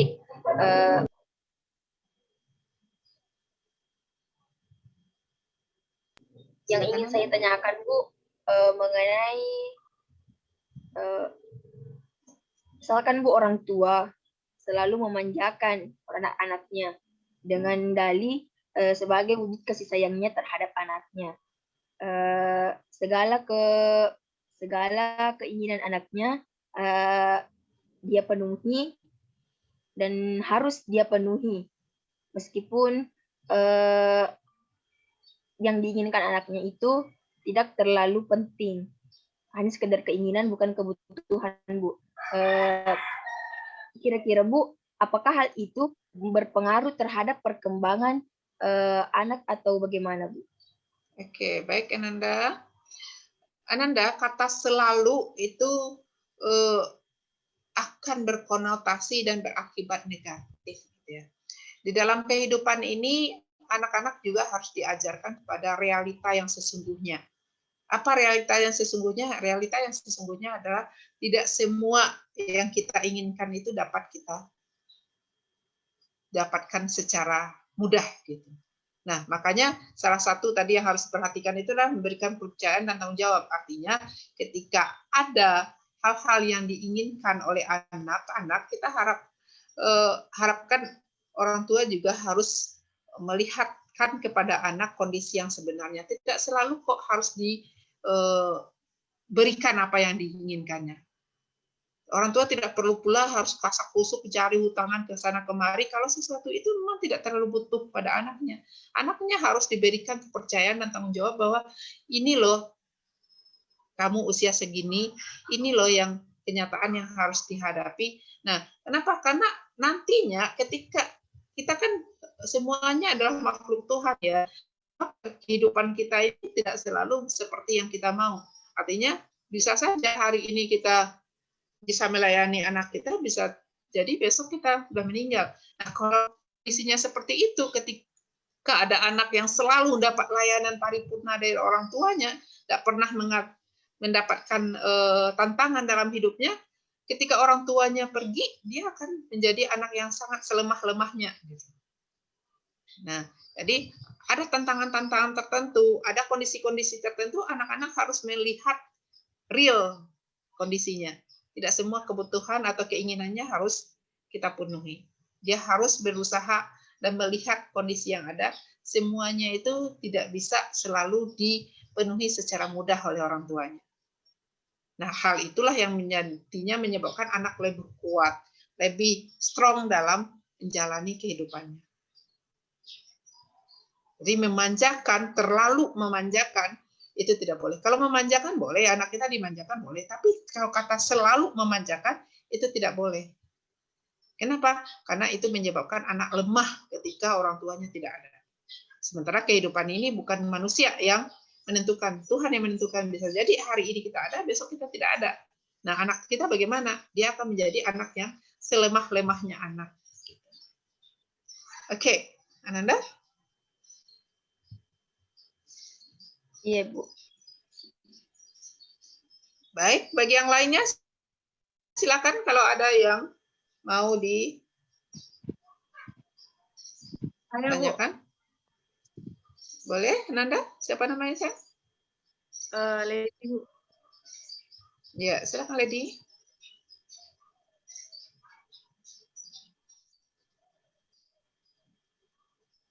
Silakan Lady. Yang saya tanyakan, Bu, kan pengasuhan itu kan biasanya Bu dilakukan tanyakan kan biasanya Bu yang sering kita lihat pengasuhan dilakukan oleh dua orang tua, ayah ibu yang tinggal dalam satu atap. Nah, bagaimana Bu dengan pengasuhan yang dilakukan oleh dua orang tua yang sudah tidak tinggal dalam satu atap, tanda kutip cerai Bu? Apakah pengasuhannya akan berdampak untuk mental anak Bu, atau pengasuhannya bisa baik-baik saja Bu, seperti anak pada umumnya Bu? Oke, terima kasih Lady. Ketika kita bicara tentang kehidupan keluarga yang normal dengan yang tidak, gitu ya, tentunya kondisi yang lengkap selalu ada itu akan sangat berpengaruh kepada setiap anak, gitu ya. Kenyamanannya akan full, gitu. Nah, tetapi ketika kondisi itu menyebabkan mau tidak mau orang harus berpisah, maka di sini makanya dari awal ketika kita bicara tentang pendidikan keluarga, bahwa berkeluarga itu perlu kesiapan mental yang cukup, ya, pengetahuan mental yang cukup bagi setiap orang yang ingin berkeluarga, bahwa walaupun nanti ketika terjadi keluarga itu terpecah, maka tanggung jawab sebagai orang tua tidak akan lepas, gitu. Jadi karena otomatis itu akan berdampak kepada setiap anak, makanya walaupun sebuah keluarga sudah terpisah, seharusnya memiliki komunikasi yang baik antara kedua mantan tersebut. Supaya apa? Supaya perhatian kepada anaknya tetap bisa dilakukan dengan baik. Gitu. Karena perpisahan itu hanya ada antara suami dan istri, tetapi dengan anak tidak ada. Nah, supaya anak tidak terlalu trauma, tidak terlalu stres dengan kondisi terpecahnya kehidupan orang tuanya, maka orang tua harus menyadari bahwa ada tanggung jawab loh di balik keterpisahan mereka. Jadi mereka harus melakukan komunikasi yang baik antara kedua belah pihak yang sudah menjadi mantan tersebut. Efeknya pasti ada. Kenapa? Karena sesuatu keutuhan akan memberikan perhatian yang full pada anaknya. Tapi kalau terpisah, jalan keluarnya bagaimana? Jalan keluarnya adalah tetap jalin komunikasi yang baik. Demi apa? Demi anak lagi, bukan demi diriku dan dirimu, tapi demi anak lagi. Agar anak itu masih tetap ada tempat bagi mereka untuk bersandar atau mengeluarkan keluhan-keluhannya atau apa yang mereka rasakan. Nah, seperti itu. Lady? Ya Bu, terima kasih Bu. Ya, sama-sama Lady. Jadi banyak juga loh orang setelah berpisah, tetapi anaknya tetap saja hidup ceria. Kenapa? Karena dia tetap mendapatkan perhatian dari kedua orang tuanya. Walaupun tidak serumah lagi, tapi komunikasinya baik. Bukan langsung bermusuhan, bukan langsung saling foto-foto, kan tidak. Oleh sebab itu, sadarilah bahwa kalau kita punya anak berpisah, maka perhatian harus tetap ada pada anak, karena perpisahan tidak ada untuk anak. Oke, baik Ananda semua. Silakan kalau masih ada pertanyaan. Kalau tidak, sepertinya waktu kita sampai jam berapa ya? Jam 9.10 Ibu. 9.10. Oh ya, udah pas lewat udah 5 berakhir menit berarti sedikit. ya? Iya, tidak terasa. Ayo, mohon maaf. Jadi demikian Ananda materinya. semua. Mohon maaf lah Bu Tini, Bu Kartini. Saya stop ya. Asik dengarnya, Bu. Iya. Ya, kita bicara tentang keluarga. Kita semua punya keluarga ya Bu ya. Jadinya topik yang enak untuk semua orang. Benar Bu, benar. Iya. Iya, demikian saja Bapak Ibu, Ananda semua materi kita pada hari ini. Saya serahkan kepada moderator. Iya, oke. Terima kasih Ibu. Menarik sekali ya pemaparan materi yang telah disampaikan oleh Ibu Dr. Ismaniar tadi. Kami rasa sesi tanya jawab tidak perlu kami buka ya Bu ya, karena sudah banyak sekali. Iya, karena sudah banyak sekali pertanyaan di sela presentasi tadi. Tetapi bila masih ada pertanyaan tambahan, misalnya mengenai materi ini, insya Allah kami bukakan forum diskusi pada aplikasi Syam Oke. Nanti pertanyaannya akan kami teruskan ke Ibu Dr. Ismaniar. Ya Bu ya. Oke. Iya. Izin menyimpulkan sedikit ya dari pemaparan Ibu tadi bahwa proses pengasuhan bukanlah sebuah hubungan satu arah. Di dalamnya ada aksi dan interaksi atau respon. Nah, menjadi orang tua harus selalu mau belajar dan harus kreatif ya Bu ya. Oke, benar. Iya, karena aksi yang kita berikan tidak berlaku general atau umum, karena bisa jadi satu aksi yang kita berikan akan mendapat respon yang beragam dari anak, tergantung pada karakternya. Mohon kalau salah Bu ya. Oke. Benar itu, benar Oh, banget. ya. Makasih Bu. Baik, sebelum mengakhiri acara, kita dengarkan closing statement dari Ibu Ketua Jurusan, Ibu Dr. Kartini Marzuki MSI, sekaligus menutup acara ini. Tabe Ibu, dipersilahkan. Baik, terima kasih Ibu Nasra. Saya kira kita sepakat ya, sangat menarik tadi. Biasanya meskipun kita sering menyampaikan materi di perkuliahan, tapi kalau mendengarkan lagi penjelasan dari orang lain, rasanya seperti kita belajar kembali gitu Bu. Iya. Jadi seperti yang ada. Dan ini saya kira ya sepertinya kita langsung mengingat pada diri kita gimana ya, sudah melakukan belum apa yang sudah kita ketahui selama ini ya. Iya. Jadi seperti ya saling diperingatkan kembali. Meskipun sering menyampaikan juga kepada mahasiswa, tapi rasanya mendengarkan menjadi menumbuhkan kesadaran kembali. Saya sebagai seorang ibu, Ibu Nasra, Ibu Ismaniar, Iya. sementara anak-anak tadi mahasiswa ya banyak menyampaikan kasus-kasusnya mungkin ya menghadapi permasalahan-permasalahan di sekitarnya juga.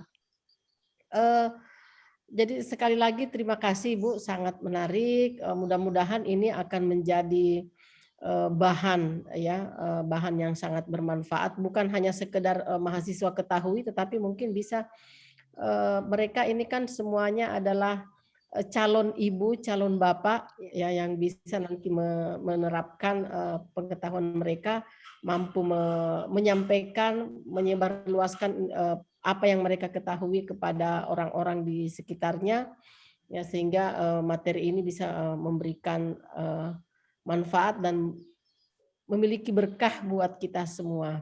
Ya. Ada permintaan Bu, mohon katanya di-share PowerPoint-nya gitu, supaya sangat menarik. Boleh. Ya, foto-foto yang boleh. PowerPoint-nya juga sangat-sangat cantik gitu, seperti yang dari. Bisa aja. Mungkin juga ini ya, tetap mohon juga untuk mengisi link di absensi Ibu Is supaya menjadi bahan kami juga melaporkan bahwa betul loh kami sudah melaksanakan visiting ini. Ya. Oh iya, saya lihat di chat ya Bu ya. Iya, betul. Ya. Terus terang di antara mungkin jurusan di Fakultas Ilmu Pendidikan kami loh yang pertama melaksanakan untuk semester ini, Bu. Oh, masa? Dan ya, Hebat. kalau yang lain ada yang menyelenggarakan ternyata dianggap itu kurang tepat karena mereka langsung tukaran kelas, Ibu. Satu kelas dia dikirim, satu kelas yang dari universitas lain juga masuk ke kelas mereka. Dan itu bukan, ya itu dianggap tukaran mahasiswa gitu. Jadi ini sangat-sangat menarik sekali karena memang kami bisa ini termasuk juga jadi pelaksanaan pertukaran mahasiswa kita, Bu, sangat-sangat menarik. Telah kami laksanakan mungkin masih telah masuk ke ini mahasiswa kami dan sering berdiskusi mereka sesama mahasiswa Makassar dan mahasiswa Padang. Mungkin tadi kalau Ibu dengar beberapa istilah yang mahasiswa kami gunakan saat bertanya, mungkin Ibu agak bingung, tapi itulah tadi Ibu Nasra ucapkan tabe, Bu, tabe. Kalau orang Padang mungkin kalau orang Sunda bilangnya punten. Ya. Jadi itu salah satu istilah mungkin Bu yang diajarkan juga di dalam pendidikan keluarga. Ya, apa ya, lokal istilah yang tabe, kalau di ini kan mungkin mohon, ya istilah-istilah yang digunakan juga anak-anak kami saat bertanya, mungkin ada beberapa yang Ibu kurang tahu maknanya, ya itu sebenarnya hanya bumbu dari ucapan-ucapan yang ya misalnya mariki, ya ki itu artinya sopan santun. Jadi ada beberapa istilah-istilah mungkin ya dalam ini. Saya kira ini sangat bermanfaat karena mahasiswa kami juga akhirnya sedikit tahu tentang bagaimana pengasuhan ala-ala Padang, Ibu.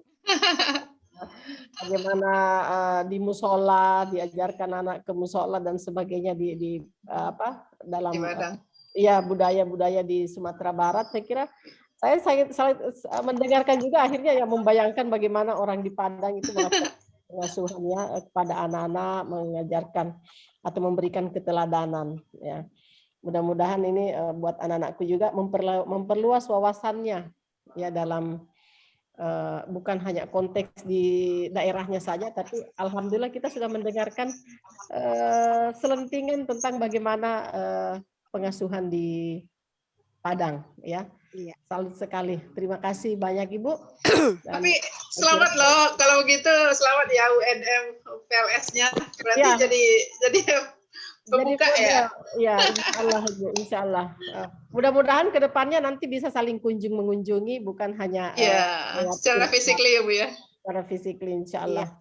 Mudah-mudahan pandemi segera berlalu. Ya. Baik, terima kasih Ibu. Sekali lagi kami ucapkan atas partisipasinya dan anak-anakku sekalian, terima kasih. Sekian, assalamualaikum warahmatullahi wabarakatuh. Waalaikumsalam warahmatullahi wabarakatuh. Sedikit Bu Namira, jadi kami juga sangat senang sekali bisa bekerja sama dengan UNM dan alhamdulillah ini pada tahun ini ada 6 kami kerjasamanya. Jadi besok insya Allah ada visiting dari UNES. Jadi kita anak 6 ada UNES, UNESA, UNM, UNIMED sama UNG Untirta. Jadi kami berharap ke depan dengan UNM akan tetap berjalan gitu ya. Karena ini cukup memotivasi anak-anak dengan bervariasi-variasinya yang kita berikan gitu Bu Kartini. Iya. Maaf, kalau di UNG itu Pak Rahmat ya? Siapa yang dihubungi? Oh ya, di UNG kita kan sekarang kan Ibu sekretarisnya kan Bu Rafi Juko ya Bu ya. Ketua jurusannya Bu Umi. Tahun semester kemarin itu yang datang visitingnya ya Pak Prof Rahmat. Oh, Prof. Yang datang. Ketuanya sekarang siapa ya Bu ya? Bu Umi namanya Bu. Oh Bu Umi. Bu Umi. Nanti tolong nomor kontaknya Ibu. Soalnya kan kita sudah tidak seforum lagi dengan. Iya. Tapi yang lebih aktifnya beliau tuh karena Bu Umi agak sakit-sakit juga sekarang. Jadi Bu sekretaris jurusannya Bu Rapi. Rapi Juko. Nomor kontaknya ya Bu ya biar bisa. Oke. Nanti saya kasih. Nanti saya kirim. Ya baik, makasih Iya. banyak Ibu. Ya, sama-sama. Baik, alhamdulillah. Sekali lagi terima kasih banyak Ibu atas materinya. Ya, materinya sangat menarik. Tentunya menambah wawasan kami, terkhusus buat saya pribadi, Bu, sebagai orang tua muda. Ini tersentil lagi. Makasih banyak, Bu. Ya, terima kasih juga buat adik-adikku mahasiswa. Terima kasih. Kami ucapkan juga buat Ibu Ketua jurusan kami yang telah memfasilitasi acara ini. Terima kasih banyak, Ibu. Mohon maaf karena waktu jualah yang memisahkan kita. Tidak terasa ya, 2 jam berlalu begitu cepat. Kami tidak sabar Bu untuk menanti pertemuan sesi kedua nanti minggu depan. Iya, insya Allah Amin. panjang umur, sehat selalu Ibu ya. Iya. Amin. Kita dokumentasi mungkin Bu. Iya, Biasanya bisa Bu, kita bisa Bu. dokumentasi, kita Iya, iya. dokumentasi Oke, untuk. kita foto dulu ya bareng-bareng. Iya. Nanti kami tunggu aja fotonya dari Bu Kartini ya. Tenang aja Bu, Ibu Nasra hebat. Bu Nasra. Siap Bu, siap. Tunggu Bu ya. Senyum semua, tampilkan anak-anak. Coba Ayo, coba dibuka tampilkan kameranya. semua kameranya. Iya. Kita foto dulu ya. Slide Buka pertama. Slide pertama, ayo. Andika, Ayo, dibuka semua Adam, kameranya. Aisyah Bintang, Agung, coba Fadli Tamrin, Kartina, Amelia, ya. Fadli Tamrin. Oke, senyum. 1, 2, 3. Iya. Lanjut, slide kedua. Amelia, coba dibuka dulu nak videonya semua. Andi Arsi, Anugrah, Robi, Gifar, Eli, Smile. Iya. Oke. Terima kasih Ibu.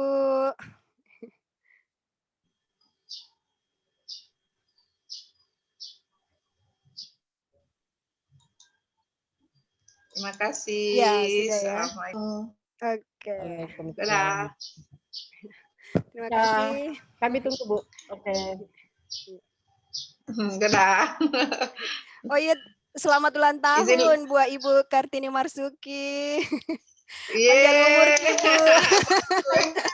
Panjang umur Ibu sayang. Semoga iya, panjang umur. Bahagia selalu ya. Bahagia selalu. Yuk. Iya, iya. Assalamualaikum, izin live ya Bu Iya, ya. iya, Ada makasih, lokal makasih. lain. Assalamualaikum warahmatullahi wabarakatuh.